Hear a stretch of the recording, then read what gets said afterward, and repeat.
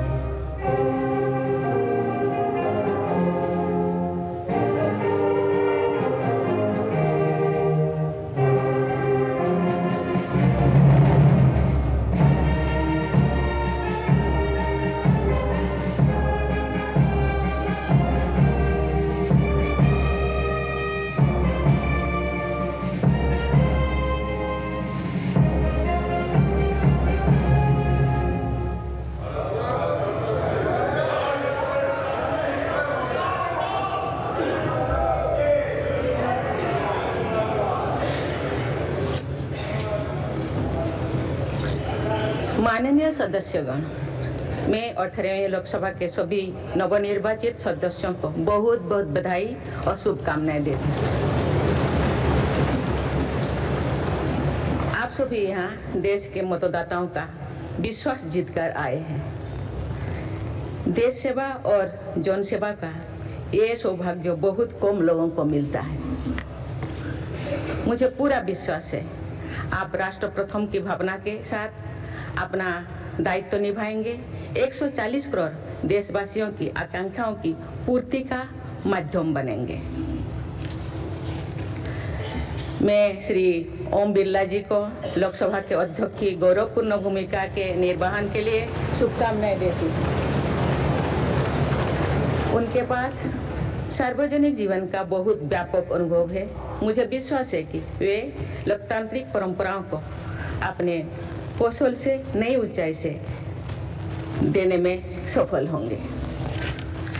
माननीय सदस्यगण, मैं आज कोटि कोटि देशवासियों को की तरफ से भारत के चुनाव आयोग का भी आभार व्यक्त करती हूँ। ये दुनिया का सबसे बड़ा चुनाव था।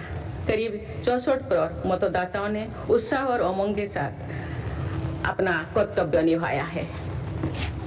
इस बार भी महिलाओं ने बढ़ चढ़कर मतदान में हिस्सा लिया है। इस चुनाव की बहुत सुखद तस्वीर जम्मू कश्मीर में भी सामने आए हैं।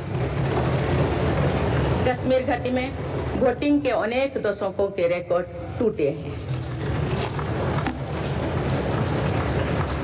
बीते 4 दशकों में कश्मीर में हमने बंद और हड़ताल के बीच कम मतदान का दौर ही देखा था। भारत के दुश्मन इसको वैश्विक मंचों पर जम्मू कश्मीर की राय के रूप में दुष्प्रचारित करते रहे, लेकिन इस बार कश्मीर घाटी ने देश और दुनिया में ऐसे हार ताकत को करारा जवाब दिया है। पहली बार इस लोकसभा चुनाव में घर पर जाकर भी मतदान कराया गया है। मैं लोकसभा चुनाव से जुड़ी हर कर्मी को सराहना करती हूं और अभिनंदन करती हूं। माननीय सदस्यगण, 2024 के लोकसभा चुनाव की चर्चा आज पूरी दुनिया में हो रही है। दुनिया देख रही है कि भारत के लोगों में लगातार तीसरी बार स्थिर और स्पष्ट बहुमत की सरकार बनाई है।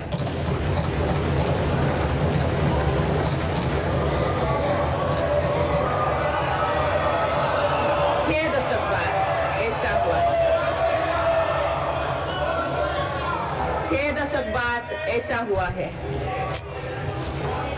ऐसा समय में जो भारत के लोगों की आकांक्षाएं सर्वोच्च स्तर पर है, लोगों ने मेरी सरकार पर लगातार तीसरी बार भरोसा जताया है।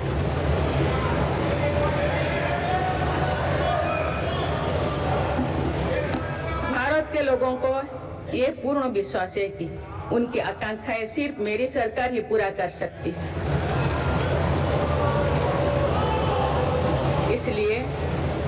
इसलिए 2024 का ये चुनाव नीति, नियत, निष्ठा और निर्णयों पर विश्वास का चुनाव रहा है। मजबूत और निर्णायक सरकार में विश्वास, सुशासन, स्थिरता और निरंतरता में विश्वास, ईमानदारी और कड़ी मेहनत में विश्वास, सुरक्षा और समृद्धि में विश्वास, सरकार की गारंटी और डिलीवरी पर विश्वास, विकसित भारत के संकल्प में विश्वास। मेरी सरकार ने 10 वर्षों से सेवा और सुशासन का जो मिशन चलाया है, ये उस पर मुहर है। ये जनादेश है कि भारत की विकसित बनाने का काम बिना रुके चलता रहे और भारत अपने लक्ष्यों की प्राप्ति करते रहे।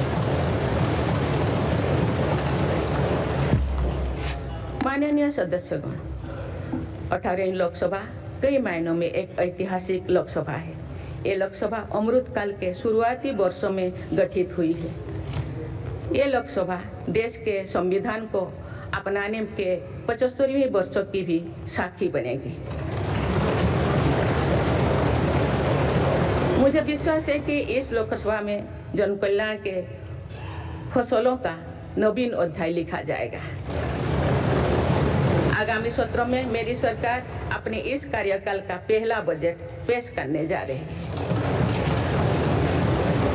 ये बजट सरकार की दूरगामी नीतियों और फ्यूचरिस्टिक विजन का एक प्रभावी दस्तावेज होगा।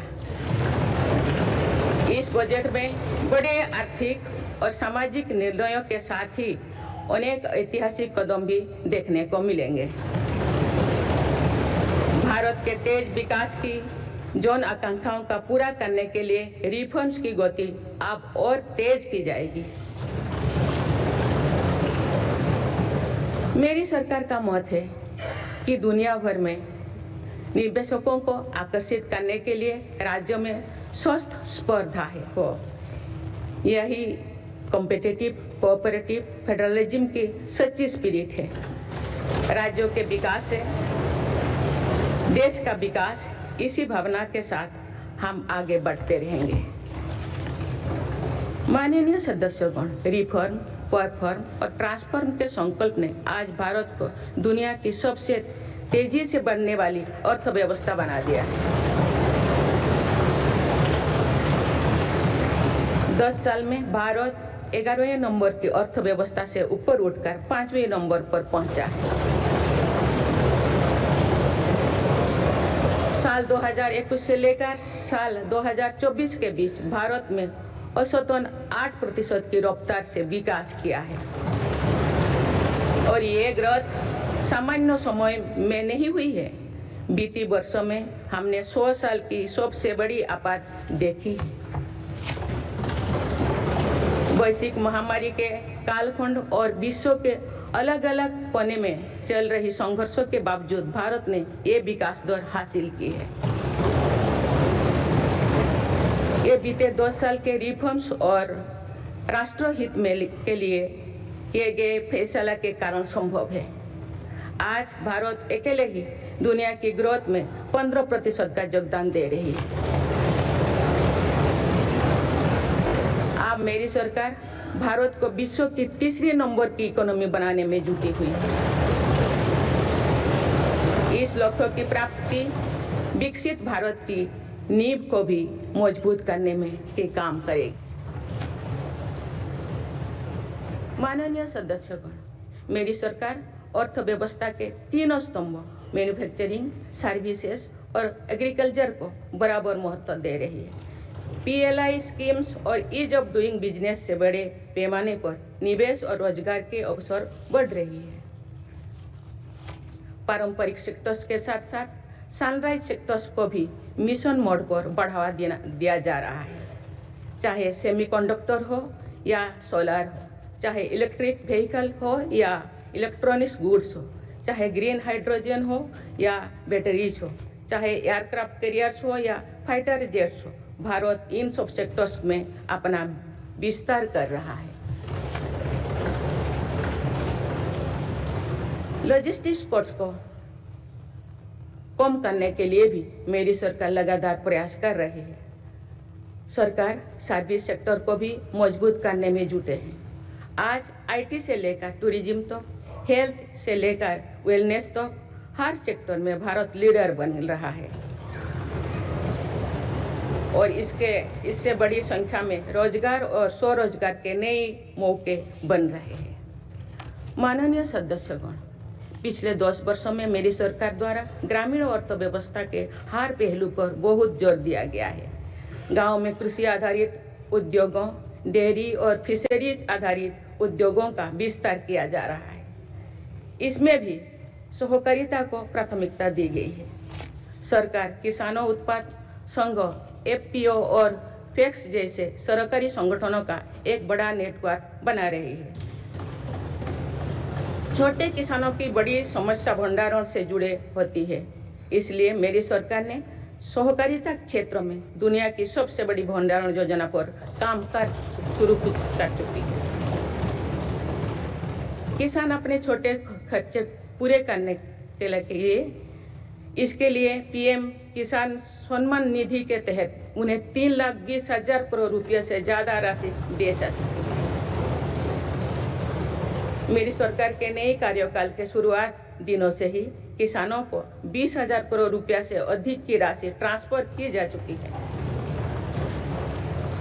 सरकार ने खरीफ फसलों के लिए MSP में भी रिकॉर्ड वृद्धि की है। माननीय सदस्यगण, आज का भारत अपनी वर्तमान जरूरतों को ध्यान में रखते हुए अपनी कृषि व्यवस्था में बदलाव कर रहा है। हम ज़्यादा से ज़्यादा आत्मनिर्भर हो और ज़्यादा से ज़्यादा निर्यात से किसानों की आमदनी बढ़े, इस सोच के साथ नीतियाँ बनाई गई है, निर्णय लिए गए हैं।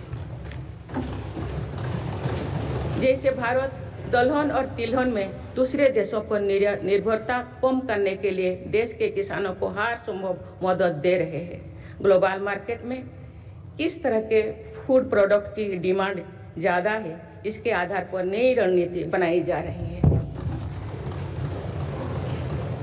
आजकल ऑर्गेनिक उत्पादों को लेकर दुनिया में डिमांड तेजी से बढ़ रही है। भारत के किसानों के पास इस डिमांड को पूरा करने के भरपूर क्षमता है, इसलिए सरकार प्राकृतिक खेती और इससे जुड़ी उत्पादों की सप्लाई चेन को सशक्त कर रही है। ऐसे प्रयासों से किसानों का खेती पर होने वाला खर्च भी कम होगा और उनकी आय भी और बढ़ेगी। माननीय सदस्यगण, आज का भारत दुनिया की चुनौतियां बढ़ाने के लिए नहीं बल्कि दुनिया को समाधान देने के लिए माना जाता है। विश्व बंधु के तौर पर भारत ने अनेक वैश्विक समस्याओं के समाधान को लेकर पहल की है।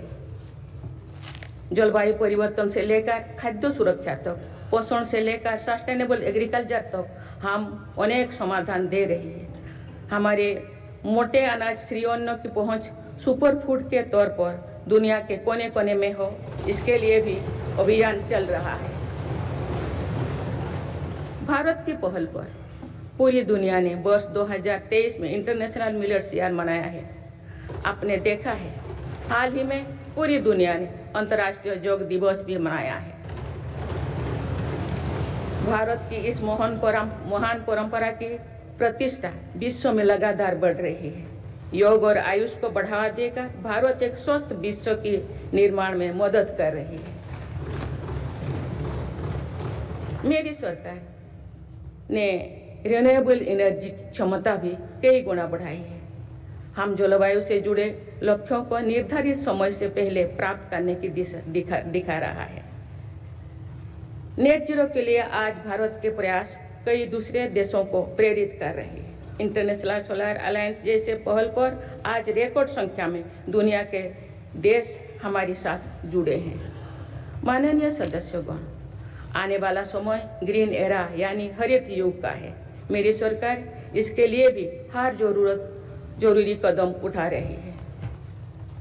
हम हरित उद्योगों पर निवेश बढ़ा रहे हैं, जिससे ग्रीन जॉब्स भी बढ़े हैं। ग्रीन एनर्जी हो या फिर ग्रीन मोबिलिटी, हर मोर्चे पर हम बड़े लक्ष्यों के साथ काम कर रहे हैं। मेरी सरकार अपने शहरों को दुनिया के बेहतरीन लिविंग स्पेस बनाने के लिए भी प्रतिबद्ध है। प्रदूषण से मुक्त, साफ सुथरे और सुविधा युक्त शहरों में रहना भारत के नागरिकों का हक है। विशेष रूप से छोटी शहरें और कस्बे में बीते 10 वर्षों से अभूतपूर्व निवेश किया गया है। भारत में आज दुनिया का तीसरे सबसे बड़ा डोमेस्टिक एविएशन मार्केट है। अप्रैल 2014 में भारत में सिर्फ 209 एयरलाइन रूट्स थे। अप्रैल 2024 में इनकी संख्या बढ़कर 605 हो गया है। हवाई यात्रा में हो रहे इस विस्तार का सीधा लाभ टियर 2, टियर 3 शहरों को हो रहा है। 10 वर्षों में देश के 21 शहरों तक मेट्रो सुविधाएं पहुंची है। वंदे मेट्रो जैसे कई योजनाएं पर काम चल रही है। भारत का पब्लिक ट्रांसपोर्ट दुनिया में बेहतरीन हो, इस लक्ष्य के साथ मेरी सरकार काम कर रही है। माननीय सदस्यगण, मेरा सरकार इन आधुनिक मापदंड पर काम कर रही है, जिससे भारत विकसित देश के सामने बराबरी से खड़े हो सके। इंफ्रास्ट्रक्चर का विकास इस दिशा में बदलते भारत की नई तस्वीर के रूप में उभारा है। मेरी सरकार ने 10 वर्षों में पीएम ग्रामीण सड़क योजना के तहत गांव में 3,80,000 किलोमीटर से ज़्यादा सड़कें बनाई। आज भारत में नेशनल हाईवेज और एक्सप्रेसवेज का जाल बिछ रहा है। नेशनल हाईवेज बनाने की गति में भी 2 गुनी से अधिक की वृद्धि हुई है। अहमदाबाद मुंबई के बीच हाई स्पीड रेल इकोसिस्टम का निर्माण कार्य भी तेजी से आगे बढ़ रहे हैं। मेरी सरकार ने उत्तर, दक्षिण और पूर्वी भारत के बुलेट ट्रेन कॉरिडोर्स के लिए फिजिबिलिटी स्टडीज शुरू करने का फैसला किया है। पहली बार देश में अंतर्देशीय जलमार्गों के विकास पर इतने व्यापक रूप से काम शुरू हुआ है। इसका बड़ा लाभ नॉर्थ ईस्ट को होगा। मेरी सरकार ने नॉर्थ ईस्ट के विकास के लिए 10 वर्षों में आवंटन में 4 गुना से अधिक की वृद्धि की है। सरकार इस क्षेत्र को एक्ट पॉलिसी के तहत स्ट्रेटेजिक गेटवेज बनाने के लिए काम कर रही है। नॉर्थ ईस्ट में हर तरह की कनेक्टिविटी का बढ़ाया जा रहा है। शिक्षा, स्वास्थ्य, पर्यटन, रोजगार, हर क्षेत्र में विकास कार्यों को आगे बढ़ाया जा रहा है। असम में 27,000 करोड़ रुपया की लागत से सेमीकंडक्टर प्लांट बनाया जा रहा है। यानी north east made in India chips को भी सेंटर होने वाला है। मेरी सरकार नॉर्थ ईस्ट में स्थायी शांति के लिए निरंतर काम कर रही है। पिछले इस 10 वर्षों में अनेक पुराने विवादों को हल किया गया, अनेक अहम समझौते हुई है। नॉर्थ ईस्ट में अशांत क्षेत्रों में तेज विकास करके चरणबद्ध तरीके से अफवाह हटाने का काम भी जारी है। देश के हर क्षेत्र में विकास के ये नए आयाम भारत के भविष्य का उद्घोष कर रहे हैं। माननीय सदस्य, वुमेन लेड डेवलपमेंट के लिए समर्पित मेरी सरकार ने महिला सशक्तिकरण के एक नई युग की शुरुआत की है। देश की नारी शक्ति लंबे समय तक लोकसभा और विधानसभा में अधिक भागीदारी की मांग कर रही थी। आप उनके पास नारी शक्ति बंधन अधिनियम की ताकत है। सरकार की योजनाओं की वजह से पिछले एक दशक में महिलाओं का आर्थिक सामर्थ्य बढ़ा है। आप जानते हैं कि बीते 10 वर्ष में बने 4 करोड़ पीएम आवास में से ज़्यादातर महिलाओं के नाम ही आवंटित हुई है। आप तीसरी कार्यकाल के शुरुआत में ही सरकार ने 3 करोड़ नए घर बनाने की स्वीकृति दे दी है। इनमें से भी अधिकतर घर महिलाओं के नाम पर ही आवंटित होंगे। बीते 10 वर्षों में 10 करोड़ महिलाएं सेल्फ हेल्प ग्रुप्स से जुड़े हैं। मेरी सरकार ने 3 करोड़ महिलाओं को लखपति दीदी बनाने के लिए व्यापक अभियान चलाए हैं। इसके लिए सेल्फ हेल्प ग्रुप्स को आर्थिक मदद भी बढ़ाई जा रही है। सरकार का प्रयास है कि महिलाओं का कौशल बढ़े, कमाई के साधन बढ़े और उनका सम्मान भी बढ़े। नमो ड्रोन दीदी योजना इस लक्ष्य की पूर्ति में सहायक बन रही है। इस योजना के तहत हजारों सेल्फ हेल्प ग्रुप्स की महिलाओं को ड्रोन दिए जा रहे हैं। ड्रोन पायलट बनने की ट्रेनिंग भी दी जा रही है। मेरी सरकार ने हाल ही में कृषि खेती सखी कार्यक्रम भी शुरू किया है। इसके तहत अभी तक सेल्फ हेल्प ग्रुप्स की 30,000 महिलाओं को कृषि सखी के रूप में प्रमाण पत्र दिए गए हैं। कृषि सखियों को आधुनिक खेती की तकनीक में प्रशिक्षण किया जा रहा है ताकि वे कृषि को और आधुनिक बनाने में किसानों की मदद कर सकें।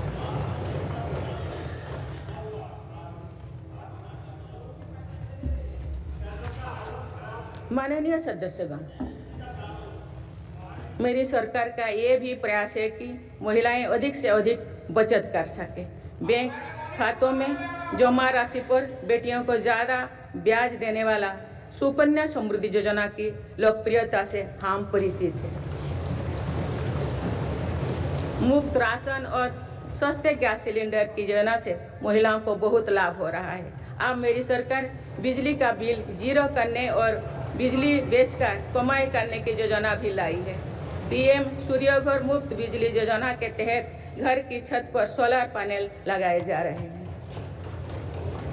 इसके लिए मेरी सरकार प्रति परिवार 78,000 रुपया तक की मदद कर रही है। इतने कम समय में 1 करोड़ से ज़्यादा परिवार इन योजना में रजिस्टर कर चुके हैं। जिन घरों में सोलर पैनल लग चुके हैं, अब वहां बिजली का बिल जीरो हो गया है।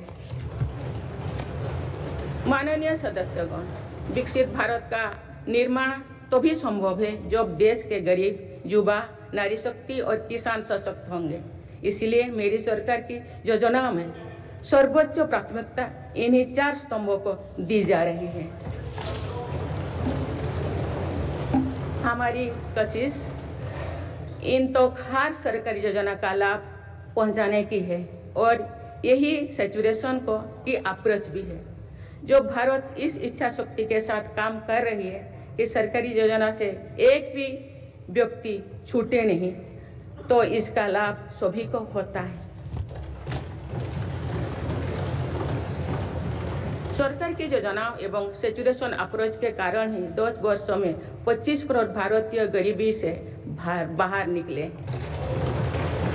इसमें अनुसूचित जाति, अनुसूचित जनजाति, पिछले वर्ग, हर समाज, हर क्षेत्र के परिवार है। 10 वर्षों में लास्ट माइल डिलीवरी पर फोकस ने इन वर्गों का जीवन बदल दिया है। विशेषकर आदिवासी समाज में ये बदलाव और भी स्पष्ट नजर आ रहा है। 24,000 करोड़ रुपया से अधिक की पीएम जनमन जैसी योजना आज अति पिछड़े जनजातीय समूह के उत्थान का माध्यम बन रही है। सरकार पीएम सूरज पटल के माध्यम से वंचित वर्गों तक आजीविका के अवसरों को पहुंचाने के लिए सुलभ ऋण भी उपलब्ध करा रही है। मेरी सरकार दिव्यांग भाइयों और बहनों के लिए किफायती और स्वदेशी सहायक उपकरण विकसित कर रही है। देश भर में प्रधानमंत्री दिव्यासा केंद्रों का भी विस्तार किया जा रहा है। वंचितों की सेवा का ये संकल्प ही सच्चा सामाजिक न्याय है। माननीय सदस्यगण, देश की श्रम शक्ति के सम्मान के लिए श्रमिक बंधुओं का कल्याण और सशक्तिकरण मेरी सरकार की प्राथमिकता है। मेरी सरकार श्रमिकों के लिए सामाजिक सुरक्षा योजनाओं को एकीकृत कर रही है। डिजिटल इंडिया तथा डाकघरों के नेटवर्क का उपयोग करके दुर्घटना और जीवन बीमा के कवरेज को बढ़ाने का काम हो रहा है। पीएम स्वनिधि का विस्तार किया जाएगा और ग्रामीणों और सेमी अर्बन क्षेत्रों के रेहड़ी पटरी वाले भाइयों बहनों को भी इसके दायरे में लाया जाएगा। माननीय सदस्यगण, बाबा साहेब डॉक्टर भीमराव अंबेडकर का मानना था कि किसी भी समाज की प्रगति समाज के निचले तबके की प्रगति पर निर्भर करती है। पिछले 10 वर्षों में राष्ट्र की उपलब्धियों और विकास का आधार गरीब का सशक्तिकरण रहा है। मेरी सरकार ने पहली बार गरीब को ये एहसास करवाया कि सरकार उनकी सेवा में है। कोरोना के कठिन समय में सरकार ने 80 करोड़ लोगों को मुफ्त राशन देने के लिए पीएम गरीब कल्याण अन्न योजना शुरू की। इस योजना का लाभ उन परिवारों को भी मिल रहा है जो गरीबी से बाहर निकले हैं, ताकि उनके कदम वापस पीछे ना जाए। स्वच्छ भारत अभियान में भी गरीब के जीवन की गरिमा से लेकर उसके स्वास्थ्य तक का राष्ट्रीय महत्व का विषय बनाया है। पहली बार देश में करोड़ों गरीबों के लिए शौचालय बनाया गया है। ये प्रयास हमें आश्वस्त करते हैं कि देश आज महात्मा गांधी के आदर्शों का सच्चे अर्थों में अनुसरण कर रहा है। मेरी सरकार 55 करोड़ लाभार्थियों को आयुष्मान भारत योजना के तहत मुफ्त स्वास्थ्य सेवाएं भी उपलब्ध करवाए हैं। देश में 25,000 जन औषधि केंद्रों को खोलने का काम भी तेजी से चल रहा है। आप इस क्षेत्र में सरकार एक और निर्णय लेने जा रही है। आप आयुष्मान भारत योजना के तहत मुफ्त इलाज का लाभ 70 वर्ष से अधिक उम्र के सभी बुजुर्गों को भी मिलेगा। माननीय सदस्यगण, अक्सर विरोधपूर्वक मानसिकता और संकीर्ण स्वार्थ के कारण लोकतंत्र की मूल भावना का बहुत अहित हुआ है। इसका प्रभाव संसदीय प्रणाली पर भी पड़ता है और देश की विकास यात्रा पर भी पड़ता है। देश में कई दशकों तक अस्थिर सरकार के दौर में कई सरकारें चाहते हुए भी ना रिफॉर्म कर पाई और ना ही आवश्यक निर्णय ले पाए। भारत की जनता ने निर्णायक बनकर इस स्थिति को बदला है। बीते 10 वर्षों में ऐसे अनेक रिफॉर्म्स हुई है जिनका बहुत लाभ देश को आज मिल रहा है।